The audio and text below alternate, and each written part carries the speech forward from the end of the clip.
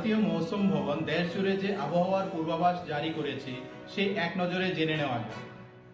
अब हम अपने क्षेत्र के ऊपर सिनॉप्टिक सिस्टम की बात करेंगे। तो सबसे पहले जो कल का जो well marked low pressure area था या सुस्पष्ट निम्न दबाव क्षेत्र था, वो आज सवेरे कमजोर हो गया और एक लो प्रेशर एरिया या निम्न दबाव क्षेत्र में परिवर्तित हो गया। और ये अभी पश्चिम बंगाल और उसे सटे हुए झारखंड और उत्तर उड़ीसा के ऊपर स्थित है। और इससे जुड़ा जो चक्रवाती परिसंचरण है वो समुद्र तल से 5.8 किलोमीटर ऊंचाई तक फैला हुआ है। और इस प्रणाली के अगले 24 घंटों के दौरान धीरे धीरे कमजोर होने की भी बहुत संभावना व्यक्त की गई है।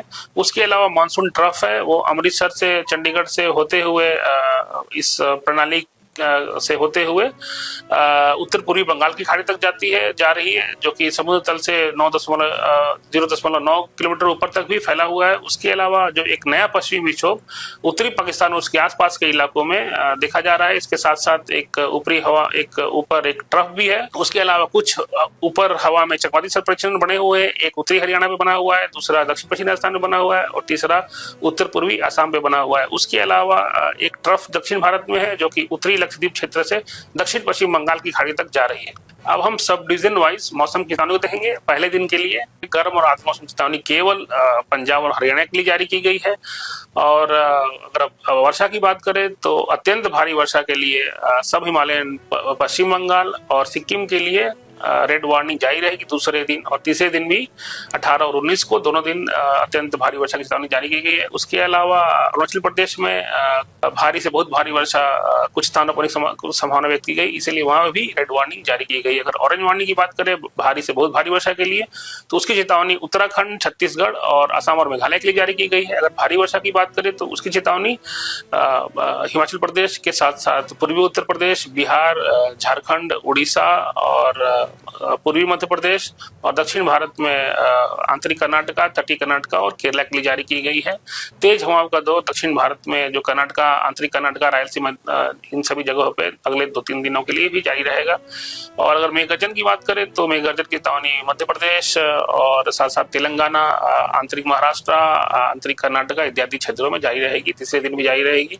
तीसरे दिन अगर भारी से बहुत भारी वर्षा की चेतावनी की बात करें, ऑरेंज वार्निंग की बात करें, तो ऑरेंज वार्निंग की चेतावनी उत्तराखंड, हिमाचल प्रदेश, पूर्वी उत्तर प्रदेश, बिहार और असम और मेघालय के लिए जारी की गई है। भारी वर्षा की चेतावनी जम्मू कश्मीर, साथ साथ वहां मेघगर्जन वज्रपात की चेतावनी भी दी गई है। उसके अलावा पश्चिमी उत्तर प्रदेश, पूर्वी मध्य प्रदेश, उड़ीसा, झारखंड, छत्तीसगढ़ और दक्षिण भारत में तटीय कर्नाटका और केरला और उत्तर पूर्वी राज्यों में जारी की गई तीसरे दिन के लिए। अगर चौथे दिन की बात करें तो चौथे दिन जो ऑरेंज वार्निंग है भारी से बहुत भारी वर्षा की चेतावनी वो जारी की गई है हिमाचल प्रदेश, उत्तराखंड, साथ साथ उत्तर प्रदेश, बिहार और उप हिमालय पश्चिम बंगाल और सिक्किम के लिए। उसके अलावा उत्तर भारत के बाकी सब इलाकों में साथ साथ पूर्वोत्तर क्षेत्र है वहां पे एक आध स्थानों पे भारी वर्षा की चेतावनी दी गई है। सभी क्षेत्रों में, इन सभी क्षेत्रों में येलो वार्निंग दी गई है। और पूर्वी भारत के जो उड़ीसा, छत्तीसगढ़ और साथ साथ झारखंड और पूर्वी मध्य प्रदेश इत्यादि में भी भारी वर्षा की होने की संभावना, इन सभी क्षेत्रों में येलो वार्निंग जारी की गई है। दक्षिण भारत में तेज या तूफानी हवा चलने की चेतावनी जारी रहेगी अगले कुछ दिनों के लिए। और अगर पांचवें दिन की बात करें तो ऑरेंज वार्निंग जो है भारी से बहुत भारी वर्षा के लिए केवल उत्तराखंड, हिमाचल प्रदेश और उत्तर प्रदेश के लिए जारी की गई है। उसके अलावा पूरे उत्तर भारत में और पूर्वोत्तर क्षेत्रों में भारी वर्षा की चेतावनी जारी रहेगी। छठे और सातवें दिन भी केवल छठे दिन भारी वर्षा के लिए ऑरेंज वार्निंग दी गई है हिमाचल प्रदेश और पश्चिमी उत्तर प्रदेश के लिए। बाकी इन सभी क्षेत्रों में येलो वार्निंग दी गई है एक आध स्थानों में भारी वर्षा के लिए। दक्षिण भारत में आंतरिक कर्नाटका में तेज या तूफानी हवा चलने की वार्निंग जारी रहेगी छठे और सातवें दिन भी।